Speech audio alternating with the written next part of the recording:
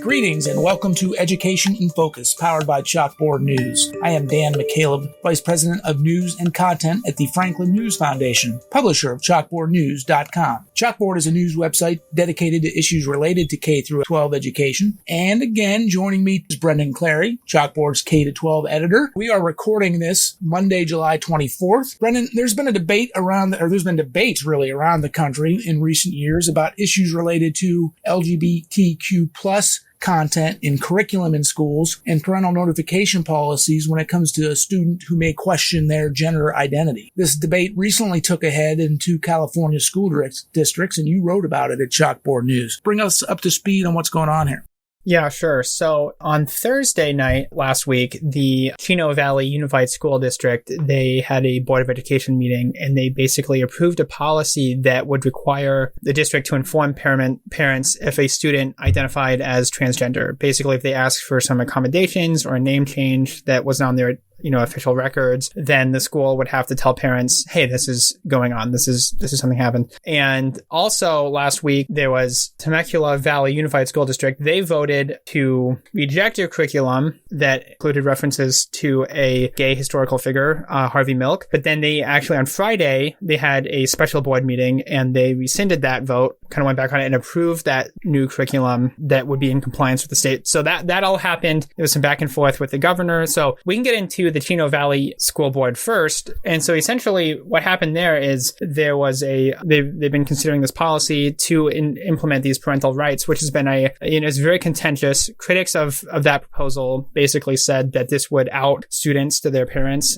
If you had like a safe space at school to say, this is my new gender, this is what I'd like to be called, then, they're basically, the concern is if your home life is not safe, or, like if your parents are not going to be happy about that, does this put students in danger? And on the other side, you have parental rights advocates and parents saying, hey, if something is happening with my kid at school, I have the right to know, and the school district needs to tell me. And as you can imagine, that gets to be, there was a lot of very passionate back and forth at the school board meeting, and I watched the majority of that. So it's just a lot of emotion on both sides with that. And they did end up passing that proposal to implement that policy. Basically, they're required now to, if a student says, if they ask for a name change, a pronoun change, to use a different bathroom, that sort of thing, then the school district does have to tell their parents. But what kind of made it a little bit more high profile is that the California superintendent of schools, Tony Thurman, he gave public comment at the board meeting. And so then there was like this heated back and forth between him and the school board president, where he had a minute to speak just like everybody else. And then it kind of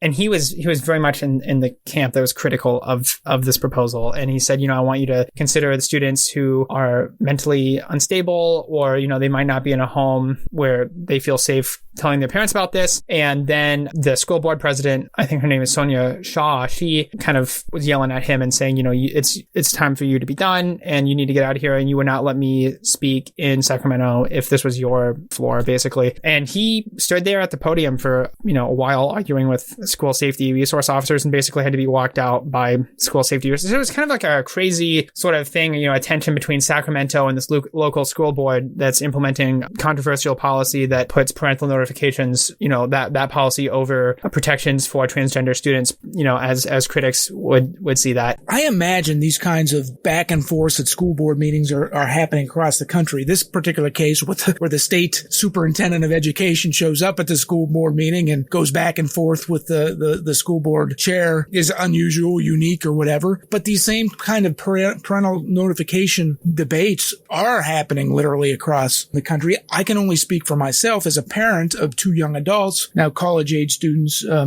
20-year-old daughter and a 22-year-old son, that when they were in elementary, middle, high school, or whatever, I certainly would want to be notified as a parent if one of them came out to a teacher or a school counselor or something like that as being transgender or wanted a name change, etc. But I also can understand that not all households, not all homes are necessarily safe spaces, particularly when it comes to a subject matter such as this. So this just seems like an impossible type of situation to resolve where everyone's going to be, okay, that's a good resolution. Right. And I think that, it kind of boils down to a lot of different, some bigger questions, right? Like if you're a teacher or a school district, who do you serve? Do you serve parents in your community or do you serve students in your community? And I think that that's sort of a philosophical question that might be underpinning it, might not often be spoken. Like who is the client that you're serving, right? Is it the students or is it the adults, right? Is it the taxpayer? And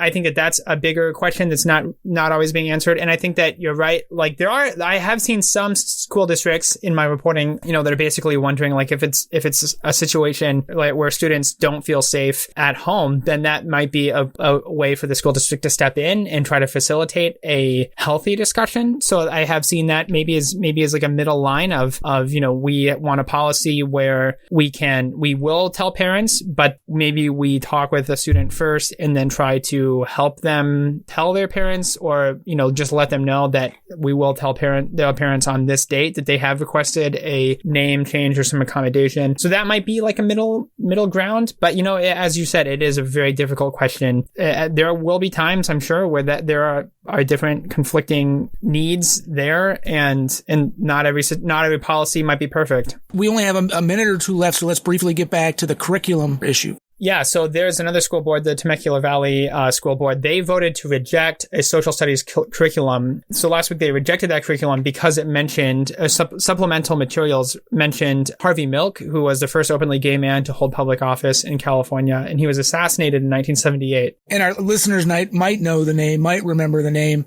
from the Sean Penn movie from, I don't know, 12, 15 years ago or something like that. And so he's, a historical figure for sure, but I think some on the board were also concerned because of an alleged relationship with a minor. So that's something that they've brought up and saying that, he's not something that we want kids to learn about. I think that you could say that for a lot of historical figures potentially, but it's, something that they were making these arguments about. And eventually on Friday, on Wednesday, they rejected that. And then Governor of California, Gavin Newsom, said that he would fine the school district $1.5 million for being out of compliance with the law, which required an updated. And I don't want to get too much into the specifics. It basically said you need to have these standards, and the old school curriculum they were using was from 2006 and fell short of the state framework for social studies. So they basically held a special meeting on Friday, and they did end up adopting that new curriculum, which is not coming from the state, and they are trying to avoid that $1.5 million fine. And I think that they will be able to avoid that $1.5 million fine. But there is now a civil rights investigation that has been opened up by state civil rights office. So there's sort of this kind of overarching inquiry into, how the school board acted. So they might have some repercussions down the road for this. And they had, like a very public back and forth with the governor over these materials. So it's kind of become a larger than, just a boardroom sort of debate about these issues recently. Opening a state civil rights investigation seems a bit much for me. People can agree and disagree on many different things, including what is taught to our children. That does not warrant, in my opinion, a civil rights investigation. However, there was back and forth on this topic. The threat of losing taxpayer dollars, I don't know if that was the overarching reason why they reversed course or not. But these kinds of debates, Brendan, as we've talked about, they're going on across the country. Parents should actively participate in them reasonably. No need to threaten anyone in these kinds of situations or whatever. If you have an opinion, show up at your local school board meeting, express it. But we are out of time. Brendan, thank you for your insight into these very important topics. Listeners can catch up with all things K through 12 education at chalkboardnews.com. For Brendan Clary, I'm Dan McCaleb. Thank you for listening, and please subscribe.